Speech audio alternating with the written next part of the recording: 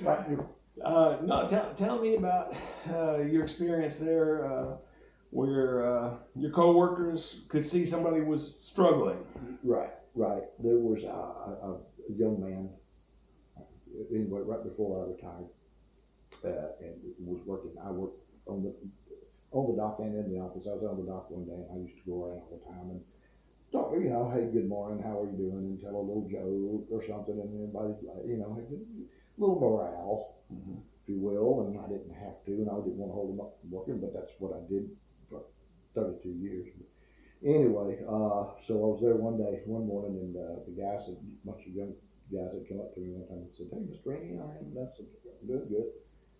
And they said, well, so and so back on the back dock. He said, they, hadn't been here long, I think. So he said, seems like he's having a rough day or something. And I said, how do you mean, or whatever? And they said, well, we don't know if something's wrong. We have marital issues or money problems or family, health issues or whatever. And we just think he's kind of down and everything. Why don't you go down there and cheer him up? And I said, well, I don't like go back there. Well, you always have something good to say or something, or something you can do, and you're always telling us jokes and making us laugh and everything.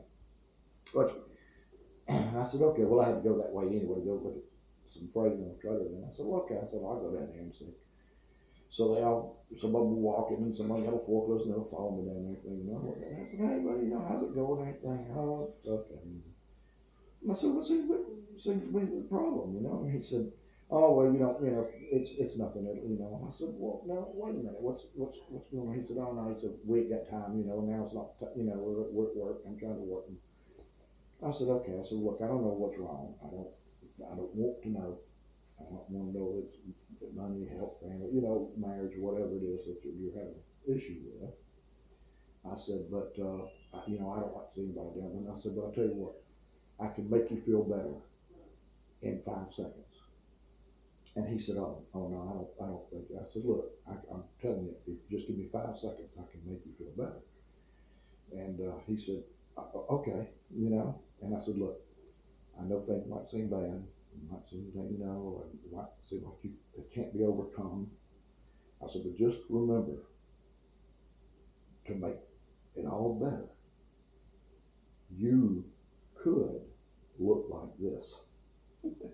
And he started, he just fell out. Everybody else was falling out. He said, you've made me feel better already. And I said, see, there you go. So, well, a lot of people just don't realize how important and valuable humor is. Absolutely. We talked about that. And then we had the saying I was telling you about before. In the case of this guy, you may not mean anything to 1 million people, but you might mean 1 million things to that one person. Well, it's all about making a difference, making a positive difference, and being prepared to do so. Being prepared to have your radar up and recognize, or when somebody else comes and tells you because their radar's up, and to be prepared to take action. To make a moment for somebody. It's not going to take that much of your life away from you. If you're worried about your time here on this planet, to devote, not just them, 2 minutes, 60 seconds, 5 seconds, whatever it takes to make them see you look worse than they do. Whatever it takes to make them feel better.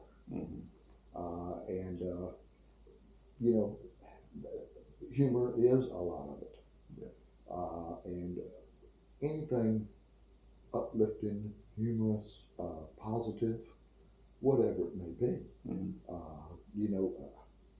Everybody's had, if someone has not had any type of lowering moment or tragedy or whatever in their life, they're just absolutely lucky, because there's hardly anyone that I know hasn't had something. And I don't. Well, they will, but they just haven't yet. And that's what I said, that has happened to them in their life. And when that happens, you can't let that be the defining moment of what your life is all about. Well, you may not be aware, but the key to the experts and the scientists studying and proving the value of humor. The key was back in the 1980s, a fellow had a terminal, painful disease of the connective tissues. And basically the doctors were saying, we can't do anything more. But what he did was he found out, first by watching some humorous videos, Marx Brothers, Three Stooges, whatever, mm-hmm. he could watch some videos and laugh, and then he could get 4 hours of sleep without any pain. But he carried that further and further. He ended up curing himself, and he wrote a book about it.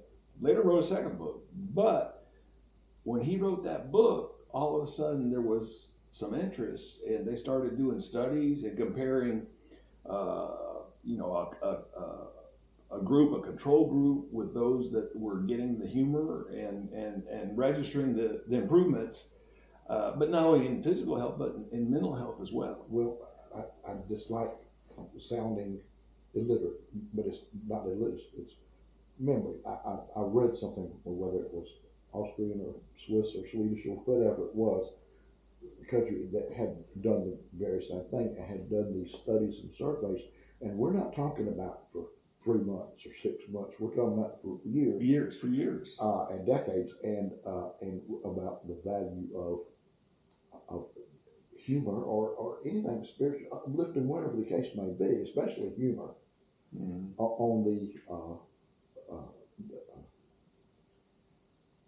wellness mm-hmm. of people, whether it be cancer or depression or whatever the case may be.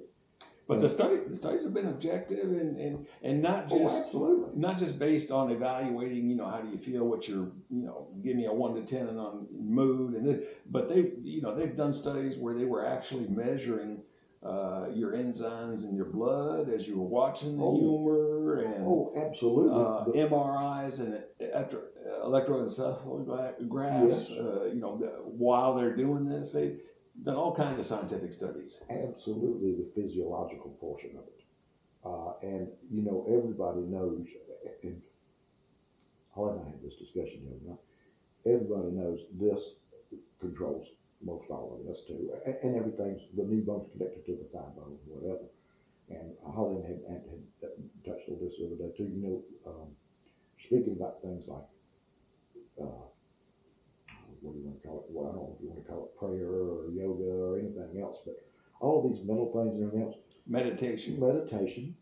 People have been doing this stuff for millennia. We're not talking about a couple hundred years, right? We're talking about way back. They've been doing this, and either self-curing and I know everything isn't right for everybody. Some things work for some people, some things work for other people. But basically, as a whole, humor and meditation and all of this stuff, and there's absolutely nothing wrong with smiling and laughing. Yeah. Absolutely. I know I can either go to work or go through life or anything like this all the time, or I can do it this way, and I prefer it this way. Now, I know you're not supposed to be in a high-ranking business meeting or selling 1 million shares of stock or something, laughing like an idiot. However, that being said, and I know there's a serious portion of something, but after all, everybody has heard the stories of these multi-millionaires and that lost $1 million one day. That afternoon, they were laughing because they had just made $5 million before, or going to make $2 million tomorrow. But the point was, nothing is that devastating to where you have to lose all of your sense of humor or anything else. Yeah, I remember one of the top managers, assistant administrator of the FAA, in big meetings, especially when something bad had happened or there'd been a fault or a failure of a system or something, he liked to start off the meeting with, well, it hadn't been so bad. No towers fell over and nobody died. See there? What was the one that we had at work? Well, of course, we would kid each other. We had me that was an inspector. We had people that were truck drivers. We had people that doctors, girls in the office, sales ladies. Anyway, all this stuff. I always said, well, it could be worse I could have your job, or you could have my job. You know, anybody was always would say, you know, oh yeah, you got it made, and you're, you know, blah blah blah. You just, you know, you just walk around the dog and make jokes and do, you know, and what do you really do and all this, you know? And I'm thinking, I said, you know what? If I had it that good, all of y'all would be trying to kill me so you could have my job. Well, going back to what you were talking about, things spreading, I can think of two big principles with humor and attitude, and contrasting being able and willing and laughing Mm-hmm. and smiling versus complaining and whining and frowning. Mm-hmm. And the thing is, they're contagious. They are contagious and they spread. First off, it's contagious and highly contagious, and misery loves company. And if you don't believe that if you're in an enlightened and a happy and joyful and just uplifted frame of mind, if you don't think that isn't spreading to your coworkers, to your friends, to your neighbors, whoever it is, you're sadly mistaken, because it is. People feed off of that. But the second principle, which is maybe even more important, because it directed specifically at the individual, is that mindset and attitude really, I believe, is more the cause and the generation and the source of your feelings and how things turn out, rather than a result of the circumstances. So if you're always thinking, you know, well, this isn't going to work out, you know, this other country's not as good, but if you go in thinking negative, you're going to find what you expected. But if you go in thinking positive, you're also going to find what you expected. Absolutely. And I told you, my mother and father were great influence, because both of them had a great sense of humor, and of course I was their child, so they should have had. However, that being said, because I'm sure they went both ways, did you mess around with anybody else? Anyway, I was bored, but they both had a great sense of humor, and I think that's passed on, and I think you take a lot from that, and you say, you know what, they had a pretty happy existence with each other and with their family and everything else, and they were pretty, you know, they weren't just walk around, you know. Well, the fact that you joke a lot and have a good sense of humor, smile, laugh a lot, is why your coworkers came to you to go see the guy that was struggling. But I do believe that gets passed down. And one of the examples I can think of, I had a high school classmate, Tom Jenkins, was one of the quickest witted guys I can think of. He always had a comeback, and it was like, and it was always funny. A lot of times said with a straight face and sarcastic, but just, and then when I got to know his family and all, I saw where he got it from his father. There you go. See, and absolutely, that's true, and I do believe, and I know some of this is instilled or learned and all that, but I believe some of it is already in somebody. Mm. You know, and again, it wasn't that I said I can either go this way or that way. I was just already that way. You know what I mean? I never thought about it. When I was young, oh my gosh, we paved roads in the dirt in the backyard and used pine cones for cars. You know, I didn't know we were poor. I didn't know any better. Yeah. And don't get me wrong, we weren't dirt poor. I mean, what like we were waiting for our next meal or anything. By no means. But we weren't shopping at the big name stores, and we weren't buying all the big name clothes and, you know, all that kind of stuff either, like a lot of the neighbors were and stuff like that. But and had parents that had big time high paying jobs and all of that. But we didn't know any better. We were happy. We were happy with what we had. And I had two older brothers, and I did have hand-me-down pants and shirts and stuff like that and all, but you know, again, and two, back then, I think a lot of people were kind of almost in the same position. Not a lot. Some of the other people were in the same position, so there wasn't any. Of course, my brother the next one was 7 years older. So like them, your brother were in that church because they were like me. You know, they had older siblings, but nothing. You know, they didn't know we didn't know each other's, and so we didn't know any better. You took care of what you had. If you had that pair of school shoes, you better pull them off. If you had a pair of tennis shoes, try to keep them clean. You know, whatever. Most time we ran around barefooted anyway. We were like that during the summer. Well, like we ever put on any shoes. But that's the other thing. It's just instilled in you that we were glad for what we had. We thought we had everything. We didn't want for anything. You know, I mean, I'm sure the same kids all the other kids where I might have wanted a new baseball glove or chewing gum at the grocery store or a certain cereal or something, but I didn't always get it. And matter of fact, I did get it sometimes, but I'm thinking it's only because I was 7 years behind and I was the baby then. And by then they had progressed a little bit more. My parents had where they might have could afford it a little bit more. The only reason why I didn't use my brother Busby's baseball glove, which I loved, he was left-handed. So, well, you bring up something else here. Another thought I just had.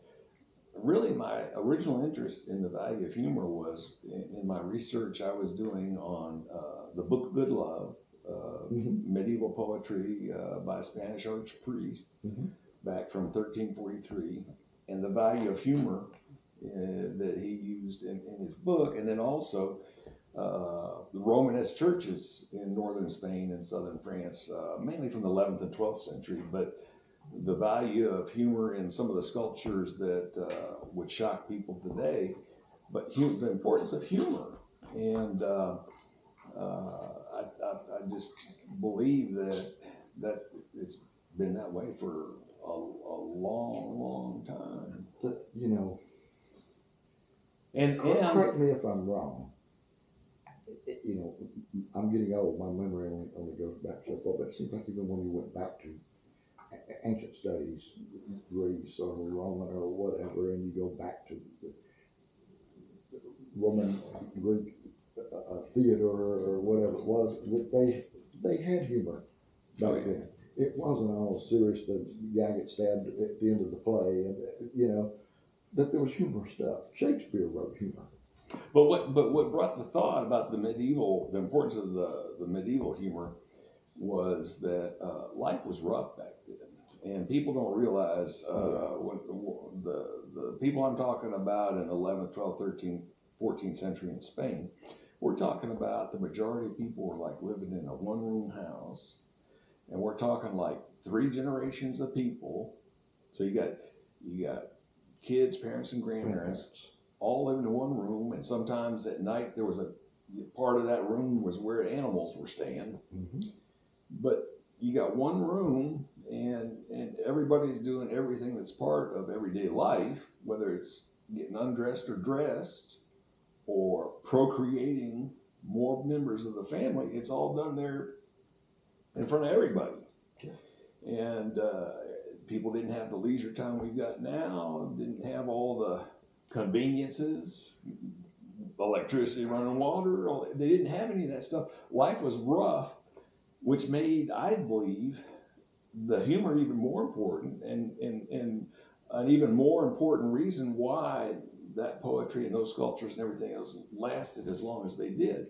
And what brought that thought to mind was you were talking about your parents being aficionados of humor, being humorous, appreciating humor, and that's where you got the appreciation of humor. And then you were talking about how you guys weren't that well off and didn't have that much. And so I'm thinking of the parallel there where you've got people with a rough life in medieval times really giving an importance to humor, and then your parents not being that well off, and yet one of the reasons they were able to thrive in whatever was the appreciation of humor. Yeah. Oh, yeah. Oh, I know there's Emily Post, but for somebody to say something funny or break out at the dinner table was not uncommon. Don't get me wrong. I mean, we weren't throwing food or anything, but you know what I mean. Mm-hmm. I mean, it wasn't like everybody was sitting around with their pinky out and drinking our tea. We would have conversation or something, tell a funny story or something like whatever. Even at the dinner table, I mean, there was always some kind of humor or laughter. Or my mother would have a story. I remember, gosh, sometimes even about my older brothers and things like that. And it was always seemed to be something funny, something that, again, something that maybe they were taking our, pardon me, maybe they were protecting us and taking our minds off of maybe not having it as well as somebody else. Well, I don't know, but I wouldn't be surprised if you can't think of a classmate or a neighbor or somebody that was living there in pretty much the same circumstances that had a different attitude, kind of like, oh, woe is me, oh, how terrible is this? Oh, we did. We did, and that's going to be the case, and that's what all this is all about. The trying to help people understand and overcome and get back on the right track and be positive about what you have. And again, it goes back to you find what you expect, and it goes back to a choice. You are 100% responsible how you react to circumstances, life, people, other people, whether it's good or bad. You're 100% responsible, and if you decide you're going to react with a negative attitude, you're never going to be disappointed. And there's a saying I found the other day up in Marietta. I found a bottle of a new wine I had never heard of, Pessimism. But listen to this. But listen to this. This is the best, and it was good wine. But the best part is the name of the wine on the front label is Pessimism, and on the back label it says, "A pessimist is never disappointed." That is awesome. You need to come to the house on the screening porch, that little porch. I bought Holly a sign that says, "I rescued some wine. It was trapped in a bottle." But listen to this, it gets even better. So I brought the wine back and I tried it. It was pretty good and all. But the name and even more, the model on the back tickled me so much. I wrote an email to the company, and I was really surprised. A woman from the marketing, she responded in 5 minutes. She said, "What beautiful words. Thank you for that." Really? Yeah. Well, that's awesome. Yeah. So that, I've got the special glasses we had the other night for the Faustino wine. Yes. I've got the special glasses for the Blind Pirate beer. Okay. But now I'm going to get some glasses, and in my second novel, I'm going to be talking about Pessimism wine, and I'm going to have some special glasses for that. That is awesome. That is awesome. That is awesome. All right, man. Well, thanks. I appreciate you taking the time to. No, it's a honor and a pleasure to be able to do whatever I can do. The only thing I have a regret I have in life is that I feel as though sometimes I didn't do enough for other things. I mean, I've gone to county meetings and stuff where they redo the property, whether it be residential, stuff. I've done all that kind of stuff. I've tried to help neighbors. Like right now, we're taking care of some of the neighbors' cats who just love us. Yeah. Is that what you smell? Yeah. Anyway, I try to be nice to everybody. As I don't know, you probably heard of it, but my dad told me, he said, you can catch more flies with honey than you can with vinegar. And so you just humble yourself and be nice whether you're trying to clear up something or, some confusion or something that, might have a bill or whatever the case may be. He said, you just be nice and go with that route. Well, there's another one. First, yeah. I don't remember the exact. It goes something along the lines of when you stir up shit, all you do is attract flies. So you know what? Isn't that the truth? That's true too. Yeah, that's true too. All right, buddy. Well, I hate to go, but I got to. I know. Okay. But anyway, no, it's been Dan Roberts was just very, very nice. He's a very nice gentleman, and I know you appreciate him being so kind as to let us do that and all of that. And I know y'all meet there and eat there and everything anyway. But the point was, yeah, he was all about it. He seems to be a very nice gentleman, and I appreciate that. So anyway, and next time lunch is on me. Okay. So I'm buying. Okay. And,